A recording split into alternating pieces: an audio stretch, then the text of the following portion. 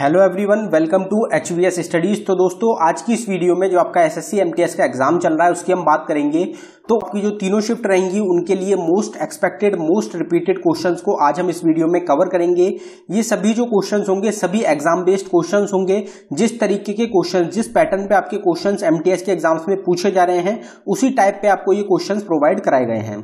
अगर आपने अभी तक हमारे चैनल को सब्सक्राइब नहीं किया तो चैनल को जरूर सब्सक्राइब कर लें। वीडियो पसंद आए तो वीडियो को लाइक करें, शेयर करें।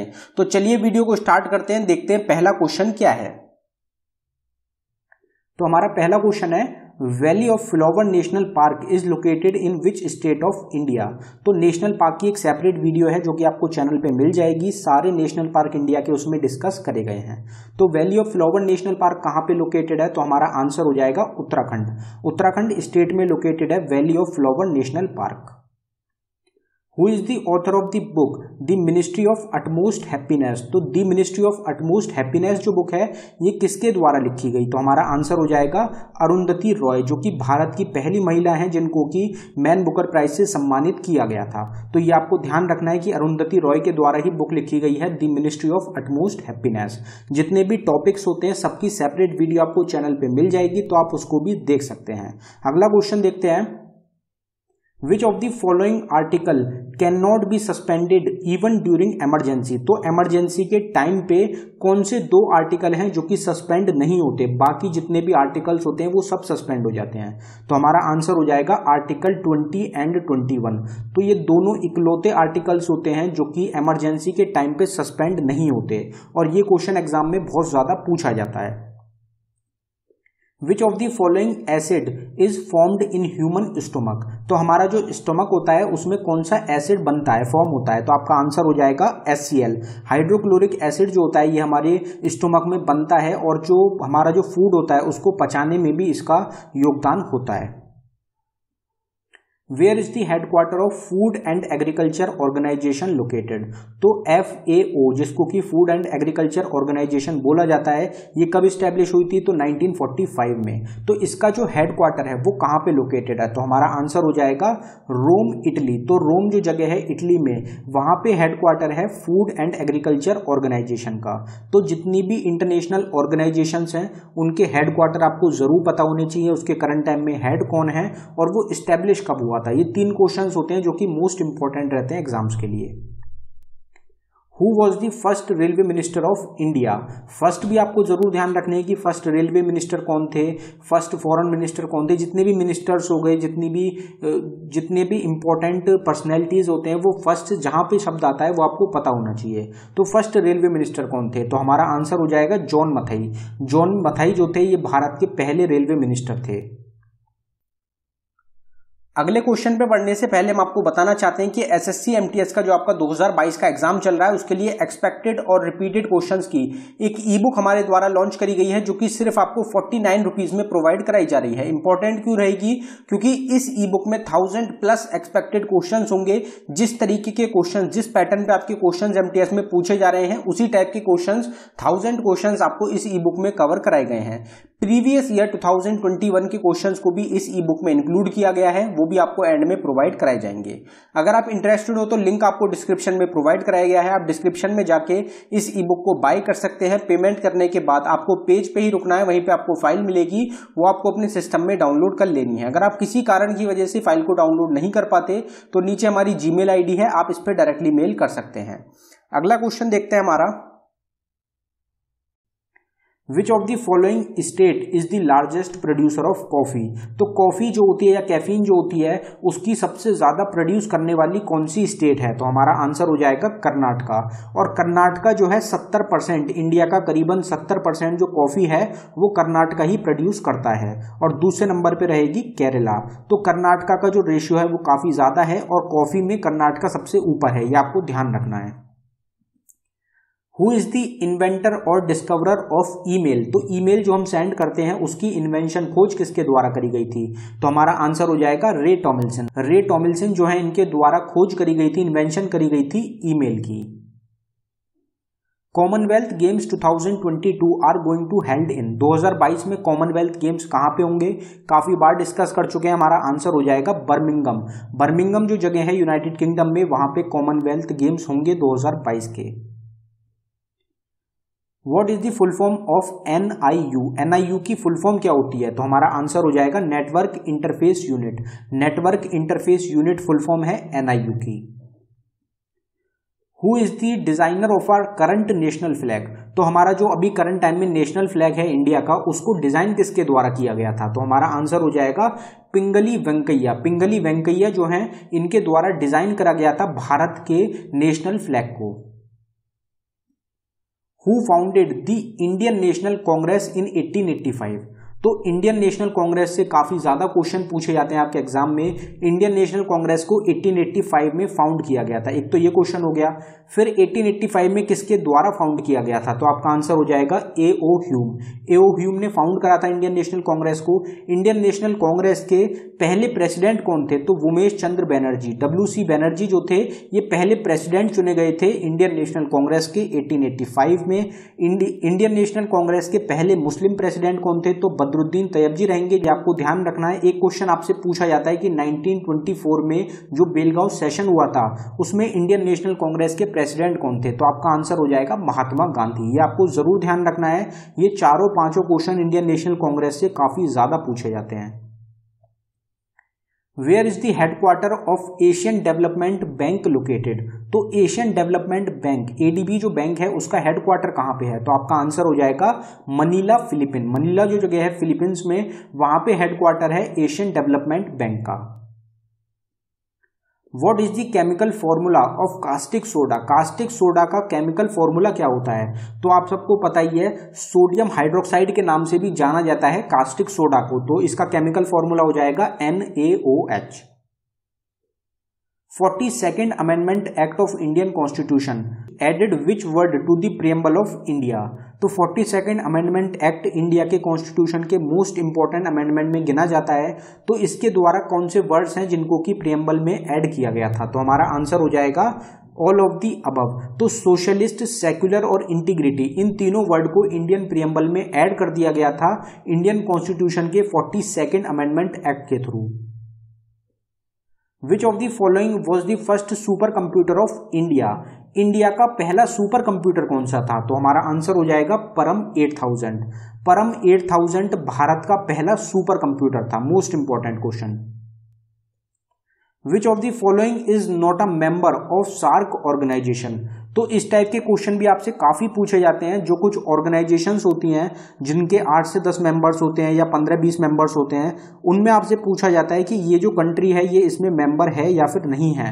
तो ये क्वेश्चन आपको जरूर ध्यान रखने हैं कि कौन कौन सी कंट्री, कौन कौन सी ऑर्गेनाइजेशन की मेंबर्स हैं। तो सार्क की इनमें से कौन सी मेंबर कंट्री नहीं है? तो हमारा आंसर हो जाएगा China.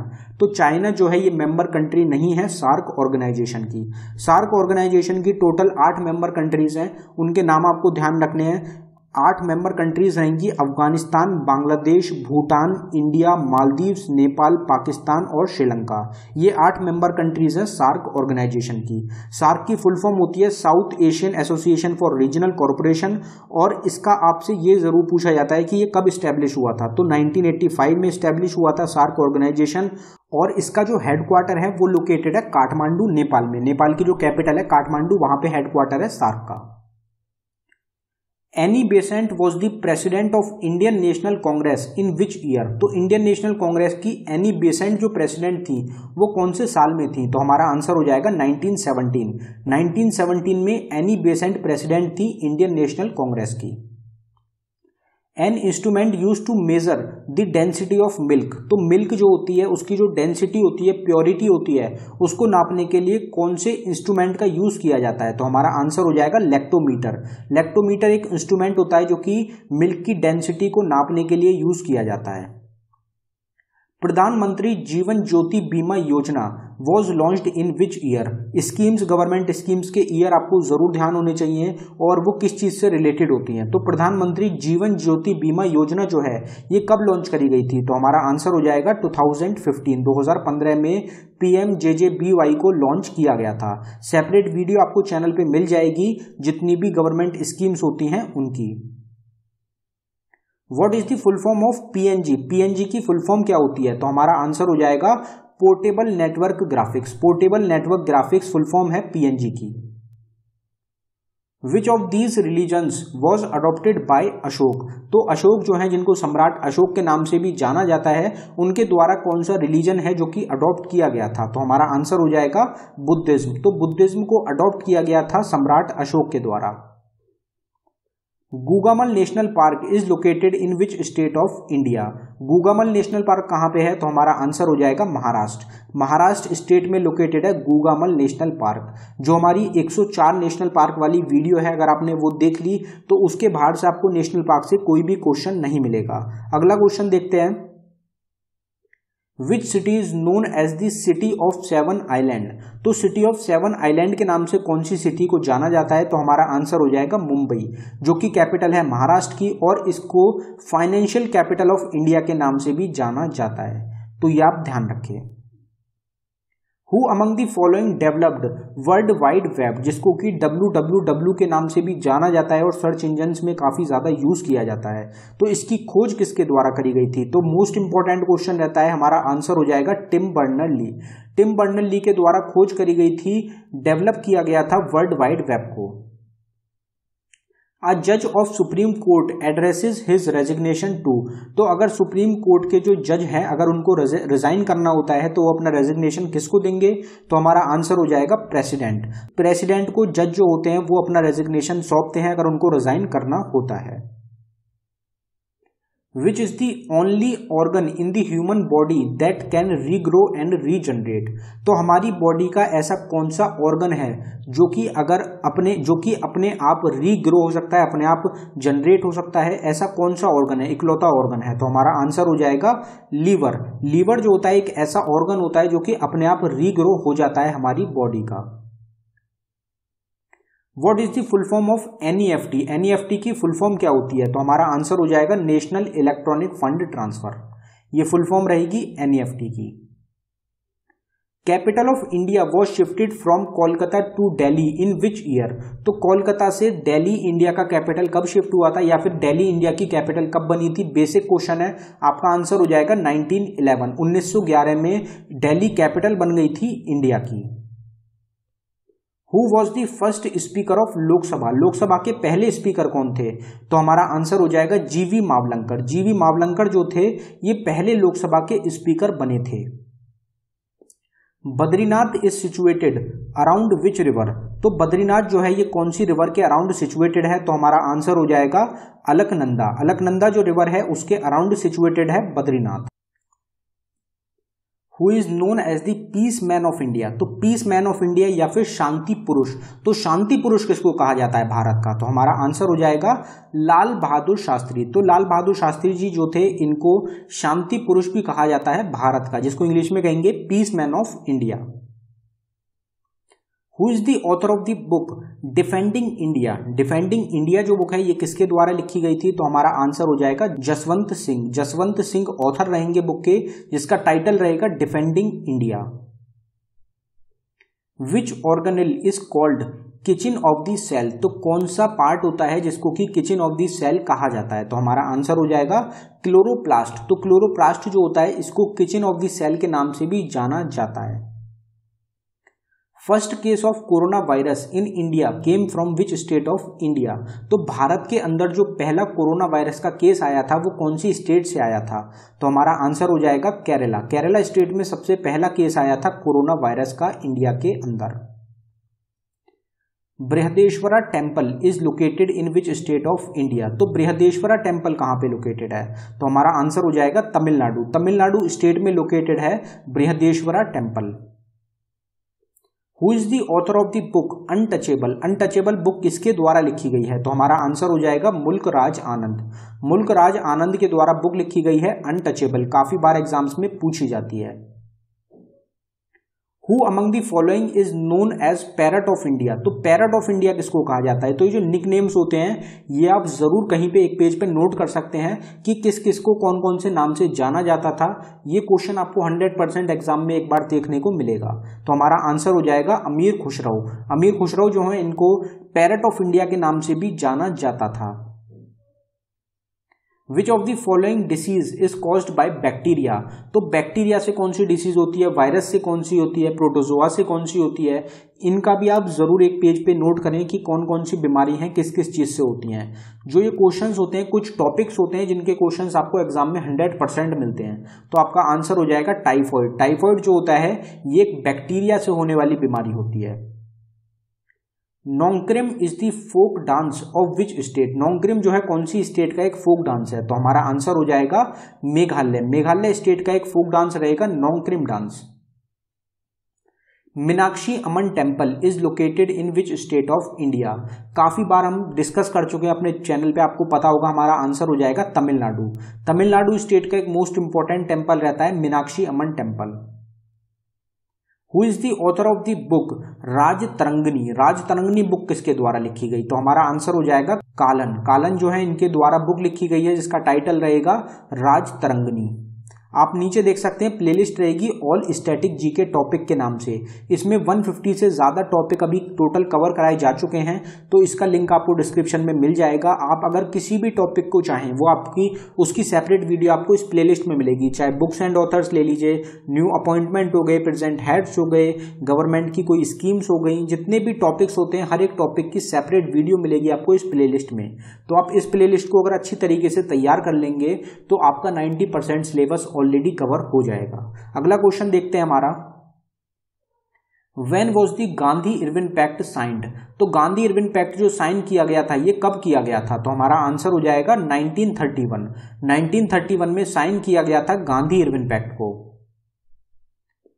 Which of the following alloys is used in making magnet, तो मैग्नेट जो होती है, चुंबक जो होती है, उसको बनाने में कौन सा अलॉय होता है जिसका यूज किया जाता है, तो ये क्वेश्चन काफी कम लोगों को इसका आंसर पता होगा। हमारा आंसर हो जाएगा एल्निको। एल्निको जो होता है ये एक अलॉय होता है जिसकी मदद से जिससे बनाया जाता है मैग्नेट्स को, और ये भी एक इंपॉर्टेंट क्वेश्चन रह सकता है आपके एग्जाम्स के लिए। Mount Etna is a famous volcano which is located in, तो ये भी आंसर ज्यादातर सबको पता होगा, काफी चर्चा में रहा था पीछे कि माउंट एटना जो वॉल्केनो है वो काफी ज्यादा चर्चा में रहा था, तो आपका आंसर हो जाएगा इटली। इटली जो कंट्री है वहां का एक वॉल्केनो रहेगा, माउंट इटना नाम रहेगा। Who is the first non Indian to receive the Bharat Ratna, तो नॉन इंडियन कौन थे जिनको पहली बार भारत रत्न दिया गया था, तो आपका आंसर पता ही है आपको, खान अब्दुल गफ्फार खान और नेल्सन मंडेला, ये दो लोग हैं जिनको कि नोबेल प्राइज दिया गया है और ये नॉन इंडियन है। पहले कौन रहेंगे, तो पहले थे खान अब्दुल गफ्फार खान, कौन सी कंट्री से, पाकिस्तान से। दूसरे रहेंगे नेल्सन मंडेला, कौन सी कंट्री से, साउथ अफ्रीका से। When did Mother Teresa win the Nobel peace prize, Nobel peace prize Mother Teresa को कब दिया गया था, आपसे पूछा जा सकता है रविन्द्रनाथ टैगोर को कब दिया गया था, अमर्त्य सेन को कब दिया गया था, तो इस टाइप से जो बड़ी बड़ी पर्सनैलिटीज होती हैं उनको नोबल प्राइज कब मिला है वो आपको जरूर ध्यान रखना है, ईयर मोस्ट इंपॉर्टेंट रहेगा। तो हमारा आंसर हो जाएगा 1979। 1979 में नोबल प्राइज दिया गया था मदर टेरेसा को। दी चोरी चोरा incident in 1922 was happened in which state, तो चोरी चोरा इंसिडेंट काफी फेमस रहा था, 1922 में हुआ था, कौन सी स्टेट में हुआ था, तो हमारा आंसर हो जाएगा उत्तर प्रदेश। तो सबसे ज्यादा पॉपुलेटेड स्टेट जो है इंडिया की, वहां पे चोरा चोरी इंसिडेंट हुआ था 1922 में। By which instrument radio activity is measured, radio activity को नापने के लिए कौन सा इंस्ट्रूमेंट यूज किया जाता है, तो हमारा आंसर हो जाएगा जीएम काउंटर, जिसको कि गीगर मुलर काउंटर के नाम से भी जाना जाता है। Who among the following has called Mahatma Gandhi the Indian फकीर, तो दी इंडियन फकीर के नाम से किसने बुलाया था महात्मा गांधी को, तो हमारा आंसर हो जाएगा विंस्टन चर्चिल। विंस्टन चर्चिल जो है इनके द्वारा महात्मा गांधी को कहा गया था इंडियन फकीर।